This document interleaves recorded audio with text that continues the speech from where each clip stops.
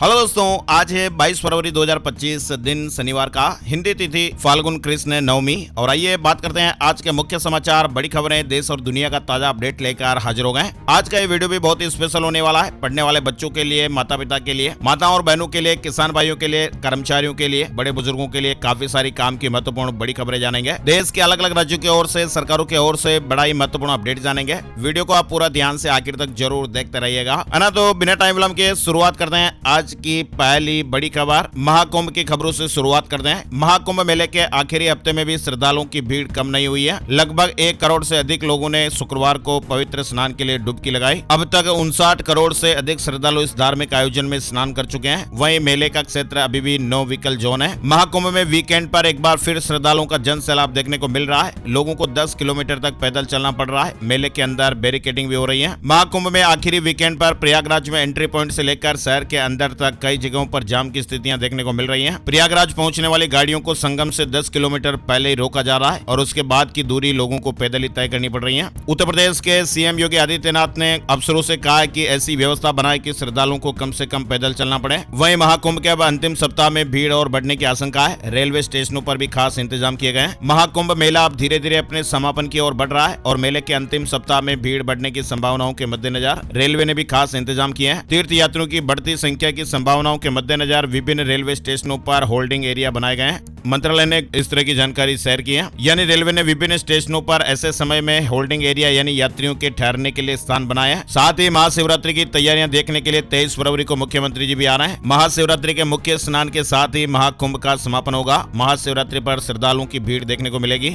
और ऐसे में लोगों की सुरक्षा और व्यवस्था की तैयारियां खुद योगी आदित्यनाथ देखने वाले हैं। सीएम योगी आदित्यनाथ 23 फरवरी को महाकुंभ आएंगे, ऐसे अपडेट्स आ रहे हैं। वहीं उत्तर प्रदेश की 75 जेलों में बंद कैदियों ने महाकुंभ के जल से स्नान किया और इस दौरान कैदियों में भी उत्साह देखने को मिला और कैदियों ने गंगा मैया की जय के नारे भी लगाए। उत्तर प्रदेश की 75 जेलों में बंद कैदियों ने प्रयागराज में आयोजित महाकुंभ में संगम से लाए गए जल से स्नान किया। अधिकारियों ने इस तरह की जानकारी दी है। नई दिल्ली रेलवे स्टेशन पर भी नई व्यवस्था की गई है। कुंभ जाने वाले यात्रियों के लिए होल्डिंग एरिया बनाया गया है। उत्तर प्रदेश के मुख्यमंत्री योगी आदित्यनाथ ने विधानसभा में राज्य के विकास के आंकड़े गिनाए। विधानसभा में सीएम योगी ने कहा कि महाकुंभ मेले से उत्तर प्रदेश की अर्थव्यवस्था और तेजी से बढ़ने वाली है। सीएम योगी ने कहा कि उत्तर प्रदेश ने 1 ट्रिलियन इकोनॉमी बनाने का लक्ष्य रखा है। भारत 3 नहीं 5 ट्रिलियन इकोनॉमी बनने की ओर अग्रसर हुआ है। साथ ही सीएम योगी ने कहा कि प्रदेश में महाकुंभ मेले का दिव्य आयोजन किया गया है और इस महाकुंभ से उत्तर प्रदेश की अर्थव्यवस्था में 3 लाख करोड़ की ग्रोथ होने वाली है। वहीं खबर है कि प्रयागराज में उत्तर प्रदेश बोर्ड की 24 फरवरी की परीक्षाएं स्थगित कर दी गई है। 9 मार्च को एग्जाम होगा। शिफ्ट और टाइमिंग में बदलाव नहीं किया गया है। यानी 24 फरवरी को प्रयागराज में होने वाली यूपी बोर्ड की 10वीं और 12वीं की परीक्षाएं महाकुंभ के चलते स्थगित कर दी गई है। ये परीक्षाएं अब 9 मार्च 2025 को आयोजित की जाएगी। इसके अलावा अपडेट देखिए, महाकुंभ आने जाने के दौरान कई हादसे भी देखने को मिल रहे हैं। अभी ताजा अपडेट के मुताबिक 3 ऐसे बड़े हादसे हुए जिसमें 16 लोगों की जानें चली गई। वाहनों के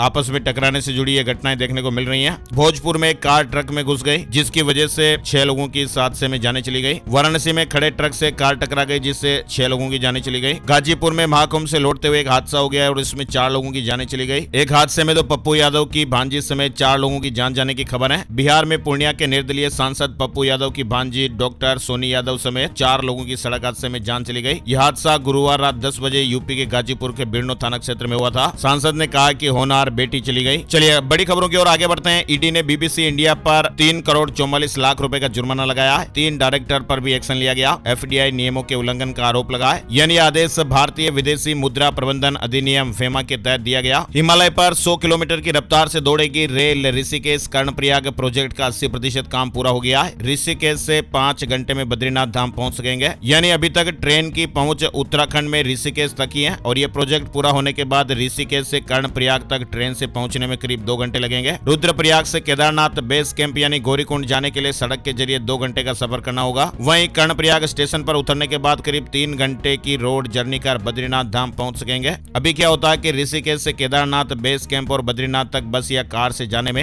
9 से 12 घंटे का समय लग जाता है। वहीं सिखों के पवित्र तीर्थ हेमकुंड साहिब जाने के लिए भी कर्णप्रयाग उतरना होगा और यहाँ से 2.5 घंटे में हेमकुंड साहिब पहुंच सकते हैं। चलिए आगे बढ़ते हैं। बड़ी खबर, अमेरिका में डोनाल्ड ट्रंप सरकार का 1 महीना पूरा हुआ। 16 फैसले लिए गए। पहले दिन बाइडेन के 78 आदेश पलट दिए गए। भारतीयों को जंजीरों में डिपोर्ट किया। दुनिया भर में जैसों को 63 टैक्स भी लगाया गया। यानी अमेरिका में ट्रंप सरकार का 1 महीना पूरा हो चुका है। 20 जनवरी को राष्ट्रपति बनते ही डोनाल्ड ट्रंप ने 100 से ज्यादा आदेशों पर साइन कर दिए और ये अपने आप में एक इतिहास था। यानी वहीं बाइडेन के 78 आदेशों को पलट दिया गया। वहीं डोनाल्ड ट्रंप ने अगले 30 दिन में कई ऐसे फैसले लेना जारी रखा। दुनिया भर में रेसिप्रोकल यानी जैसे को तैसा टैरिफ लगाने का फैसला किया। वहीं भारत समेत कई देशों के अवैध प्रवासियों को हथकड़ियों और जंजीरों में डिपोर्ट करना भी शुरू किया। साथ ही खबर आ रही कि अमेरिका में बड़े पैमाने पर छंटनी का दौर भी शुरू हो गया है और खबर है कि अब अमेरिकी राष्ट्रपति डोनाल्ड ट्रंप के फैसले के बाद IRS यानी इंटरनल रेवेन्यू सिस्टम के 6000 से ज्यादा कर्मचारियों की वहां नौकरियां जाने वाली हैं। चलिए दो बड़ी अपडेट खबर जो बेहद ही चौंका देने वाली है और अलर्ट करने वाली भी है। मुंबई के एक सेशन कोर्ट ने कहा कि अगर रात में किसी महिला को अनजान शख्स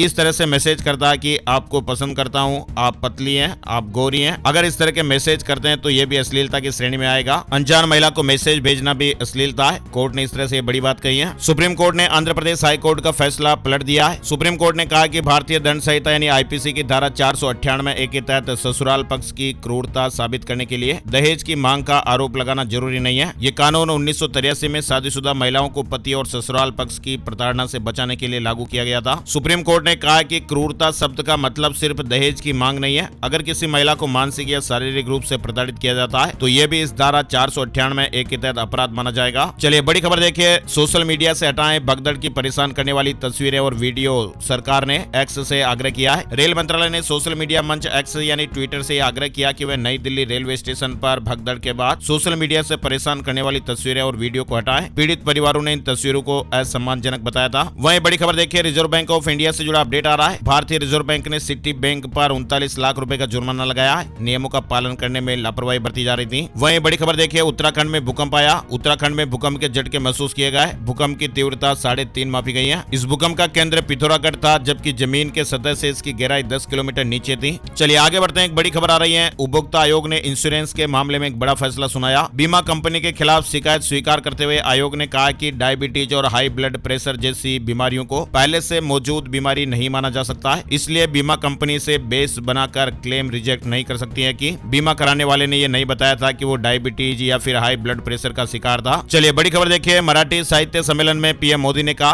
भाषा के नाम पर भेद डालने की कोशिश, भाषाओं को समृद्ध करना अपनाना सबका सामूहिक दायित्व है। PM मोदी ने शुक्रवार को दिल्ली के विज्ञान भवन में 98वें अखिल भारतीय मराठी साहित्य सम्मेलन का उद्घाटन किया। चलिए बड़ी खबर देखिए, मॉरिशस के नेशनल डे के मुख्य अतिथि होंगे प्रधानमंत्री नरेंद्र मोदी। वहां के प्रधानमंत्री नवीन ने कहा, यह हमारे सम्मान की बात है। दरअसल मॉरिशस के प्रधानमंत्री नवीन राम गुलाम ने यह घोषणा की है कि भारत के प्रधानमंत्री नरेंद्र मोदी 12 मार्च को होने वाले उनके राष्ट्रीय दिवस समारोह में मुख्य अतिथि होंगे। उन्होंने PM मोदी के इस दौरे को दोनों देशों के मजबूत संबंधों का प्रतीक बताया है और ऐसा माना जा रहा है कि PM मोदी की इस यात्रा के दौरान व्यापार, निवेश और सामरिक सहयोग पर भी चर्चा हो सकती है। मॉरिशस के प्रधानमंत्री नवीन राम गुलाम ने शुक्रवार को संसद में वहां पर यह बड़ी घोषणा की और उन्होंने कहा कि भारत के प्रधानमंत्री नरेंद्र मोदी 12 मार्च को होने वाले मॉरिशस के नेशनल डे के कार्यक्रम में चीफ गेस्ट के रूप में शामिल होंगे। चलिए बड़ी खबर देखिए, अमित शाह की अध्यक्षता में आज शनिवार को महाराष्ट्र में 27वीं पश्चिमी क्षत्रिय परिषद की बैठक होने वाली है। सहकारी संघवाद को बढ़ावा मिलेगा। साथ ही एक बड़ी खबर देखिए, गर्मी में बिजली की खपत बढ़ने से बिजली बिल अधिक आता है, लेकिन कुछ तरीके अपनाकर आप बिजली बिल में कमी कर सकते हैं। मध्य प्रदेश की बिजली कंपनी के मुताबिक एक शोध से यह साबित हुआ कि AC का तापमान 27 डिग्री पर सेट करने से बिजली बिल में 30% तक की कमी हो सकती है। शोध के अनुसार प्रत्येक डिग्री तापमान में वृद्धि के परिणाम स्वरूप स्प्लिट AC की ऊर्जा खपत में 6% की कमी आती है। दरअसल दोस्तों होता क्या कि कमरे को तुरंत ठंडा करने के लिए तापमान को 18 डिग्री तक कम करना एक गलतफहमी होती है, जबकि 27 डिग्री सेल्सियस तक कम करने में लगने वाला समय वही रहता है। यानी चाहे आप AC का तापमान 18 या फिर 27 डिग्री सेल्सियस पर सेट करें, लेकिन जब आप कम तापमान सेट करते हैं तो कमरे के तापमान को कम करने के लिए कंप्रेसर को ज्यादा मेहनत करनी पड़ती है और इसलिए फिर अधिक बिल आता है। इसलिए AC का तापमान 27 डिग्री सेट करने पर बिजली बिल में आपके 30% तक की कमी हो सकती है और एक रिसर्च में भी इस तरह की बातें सामने आई है। और बड़ी खबर देखिए, बिजनेस लोन पहले चुकाने पर नहीं लगेगा पूर्व भुगतान शुल्क। RBI ने यह महत्वपूर्ण प्रस्ताव रखा है। अगर आपने बिजनेस लोन लिया है या फिर लेने वाले हैं तो आने वाले दिनों में आपको ये बड़ी राहत मिल सकती है। भारतीय रिजर्व बैंक ने शुक्रवार को व्यक्तियों और सूक्ष्म और लघु उद्यमों यानी MSME द्वारा लिए गए सभी फ्लोटिंग रेट लोन पर बैंकों और दूसरे लोन देने वाले संस्थानों द्वारा लगाए जाने वाले फोरक्लोजर शुल्क यानी प्री पेमेंट पेनल्टी को खत्म करने का प्रस्ताव रखा। केंद्रीय बैंक ने 21 मार्च 2025 तक हितधारकों से इस विषय पर टिप्पणियां आमंत्रित की हैं। और न्यू इंडिया कोऑपरेटिव बैंक घोटाला मामले में एक और गिरफ्तारी हो गई है। पूर्व CEO को अब गिरफ्तार किया गया है। न्यू इंडिया कोऑपरेटिव बैंक घोटाला मामले में बैंक के पूर्व CEO अभिमन्यु भुवन को गिरफ्तार किया गया है। अभिमन्यु साल 2008 से बैंक से जुड़े हुए थे। शुरुआत में बैंक के IT के वाइस प्रेसिडेंट थे। 2019 में वे बैंक के CEO बने। 122 करोड़ रुपए का धोखाधड़ी का ये मामला फिलहाल चल रहा है। उत्तराखंड से जुड़ा अपडेट आ रहा है। उत्तराखंड विधानसभा में शुक्रवार को संशोधित भू कानून ध्वनिमत से पारित हो गया है। यानी अब राज्य के बाहरी लोग देवभूमि में खेती और हॉर्टिकल्चर के लिए जमीन नहीं खरीद सकेंगे। भू कानून के मुताबिक अब उत्तराखंड के बाहर के व्यक्तियों को राज्य में जमीन खरीदने से पहले सब रजिस्ट्रार को एक हलफनामा देना होगा, जिसमें उनके द्वारा ये पुष्टि की जाएगी कि न तो उन्होंने और न ही उनके परिवार ने आवासीय उद्देश्यों के लिए राज्य में कहीं और 250 वर्ग मीटर से अधिक जमीन खरीदी है। यदि भूमि का उपयोग जिस उद्देश्य के लिए खरीदी गई है उसके लिए नहीं किया जाता है या उचित प्राधिकरण को सूचित किए बिना जमीन को बेचा जाता है या फिर उपहार में दे दिया जाता है या हस्तांतरित किया जाता है तो खरीदार के विरुद्ध उचित कार्रवाई की जाएगी। कांग्रेस के संगठन में बड़ा बदलाव किया जाएगा।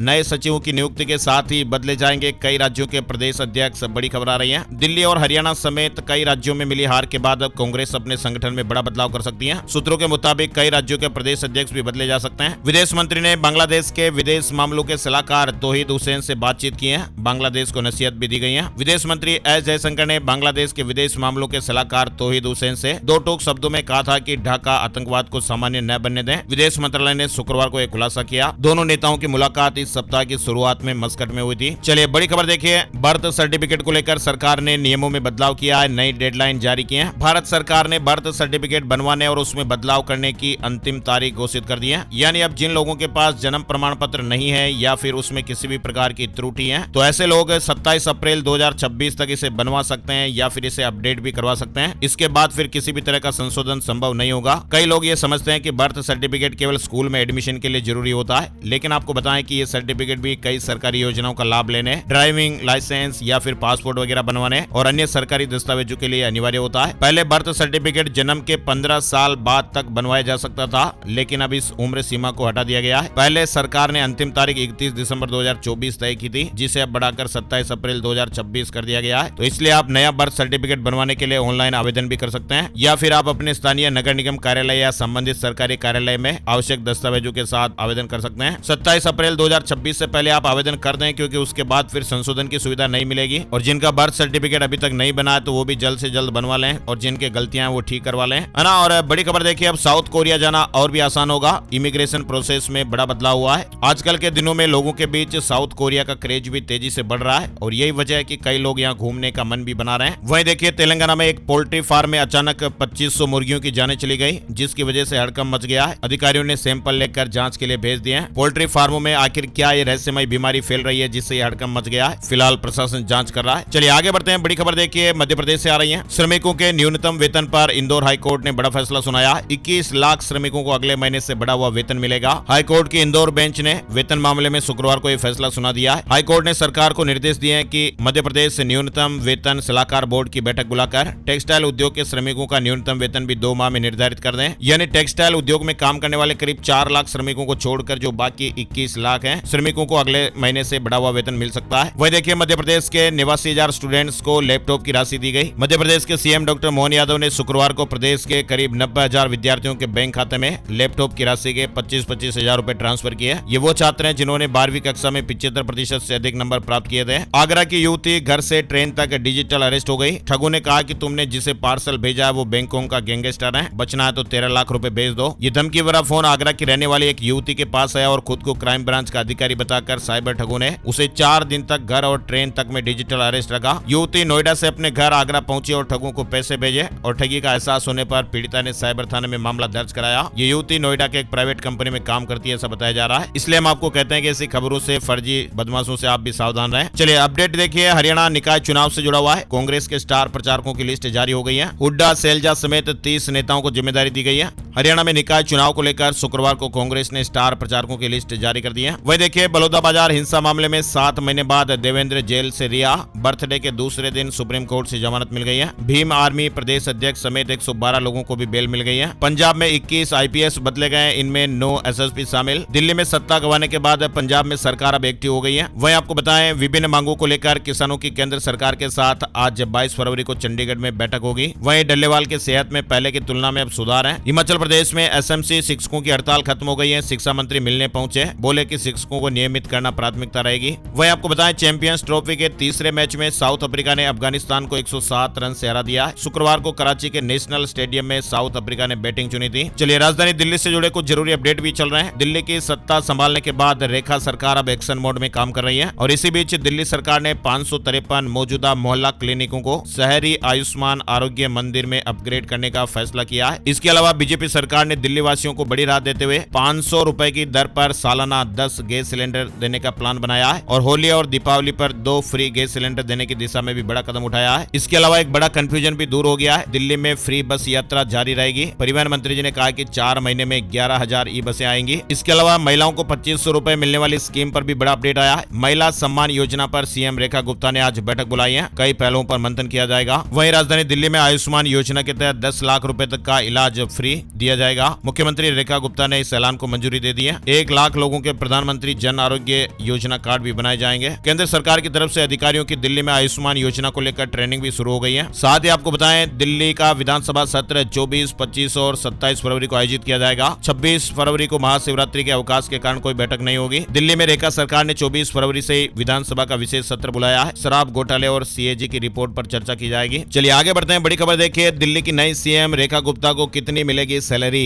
दिल्ली सीएम सैलरी के नाम से कई लोग सर्च भी कर रहे हैं। दिल्ली की राजनीति में एक नया अध्याय तो जुड़ी गया, आपको मालूम ही है। रेखा गुप्ता दिल्ली की चौथी महिला मुख्यमंत्री बन गई हैं और अब कई लोगों के मन में ये सवाल उठने लगा कि आखिर उन्हें इस पद पर क्या क्या सुविधाएं मिलती होगी, उन्हें कितना वेतन मिलता होगा। दिल्ली के मुख्यमंत्री को केंद्र सरकार और राज्य सरकार द्वारा निर्धारित कई सुविधाएं मिलती हैं, जैसे सरकारी आवास, वाहन, सुरक्षा, स्वास्थ्य लाभ, बिजली और पानी की छूट समेत कई अन्य विशेषाधिकार भी मिलते हैं। तो ऐसी कई सारी मीडिया रिपोर्ट्स और खबरें, प्रतिष्ठित अखबारों की वेबसाइट है जहां पर इस खबर के बारे में विस्तार से जानकारी बताई गई है। तो उन्हीं खबरों के आधार पर आपको ये अपडेट दे रहे हैं। कितनी होगी मुख्यमंत्री की सैलरी, आप देख सकते हैं। मार्च 2023 में जारी एक आदेश के मुताबिक दिल्ली के मुख्यमंत्री को हर महीने लगभग 1,70,000 रुपए के करीब सैलरी मिलती है। तो जाहिर सी बात है कि दिल्ली की नई मुख्यमंत्री रेखा गुप्ता को भी अब उतनी सैलरी मिलेगी। इस सैलरी में विभिन्न भत्ते भी शामिल होते हैं, जैसे बेसिक सैलरी 60,000 रुपए हर महीने, विधानसभा अलाउंस 30,000 रुपए हर महीने, सचिवीय सहायता 25,000 रुपए हर महीने, टेलीफोन अलाउंस 10,000 रुपए हर महीने, यात्रा भत्ता 10,000 रुपए हर महीने, दैनिक भत्ता 1,500 रुपए हर महीने। इस तरह अलग अलग भत्तों को मिलाकर कुल सैलरी 1,70,000 रुपए होती है और ये राशि उनके कामकाज और जिम्मेदारियों को देखते हुए तय की गई है। साथ ही सुरक्षा में जेड श्रेणी की सुविधा भी मिलती है। एक सरकारी आवास भी मिलता है। सीएम को हर महीने 700 लीटर मुफ्त पेट्रोल भी मिलता है। उन्हें एक आधिकारिक सरकारी गाड़ी भी उपलब्ध कराई जाती है। आवश्यकता पड़ने पर हेलीकॉप्टर की सुविधाएं भी मिलती हैं। और तो और अगर वे अपने प्राइवेट वाहन का इस्तेमाल करते हैं तो इसके लिए उन्हें 10,000 रुपए हर महीने का एक्स्ट्रा भत्ता भी मिलता है। 5,000 यूनिट तक फ्री बिजली की सुविधा भी मिलती है। इसके अलावा स्वास्थ्य और चिकित्सा सुविधाएं और अन्य विशेष सुविधाएं भी मिलती है ना। और दिल्ली में मेट्रो में अब आपको सुपरफास्ट इंटरनेट की सुविधा मिलेगी। डीएमआरसी ने बड़ा कदम उठाया है। दिल्ली मेट्रो के अंदर अब आपको जल्द ही फास्ट इंटरनेट की सुविधा मिलने जा रही है। इसके लिए दिल्ली मेट्रो के 700 किलोमीटर के ट्रैक पर फाइबर ऑप्टिक केबल बिछाने का काम शुरू होने जा रहा है, जिसके बाद पैसेंजर को मेट्रो के अंदर भी तेज इंटरनेट की सुविधाएं मिलेगी। वहीं बड़ी खबर देखिए, करंट अफेयर से जुड़ा सवाल बन सकता है। बैंकिंग एग्जाम जैसे